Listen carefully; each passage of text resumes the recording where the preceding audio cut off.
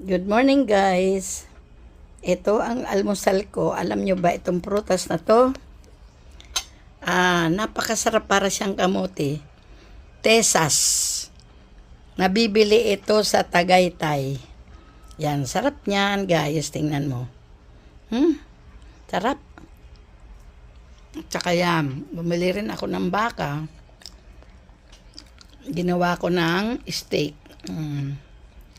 Ang sarap guys. Yan.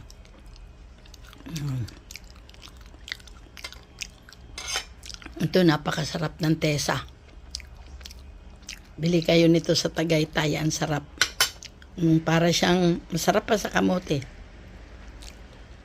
Good for heart. Good for the eyes. Good for liver. Yan. Good for the lungs. Sarap. Ang laki nito, oh. Alam mo kung magkano ang kilo nito? 100 lang. Ito ang buto niya, ang laki. Itatanim ko to.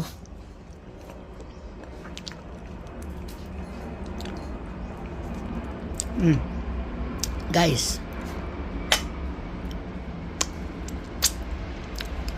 Napakasarap guys.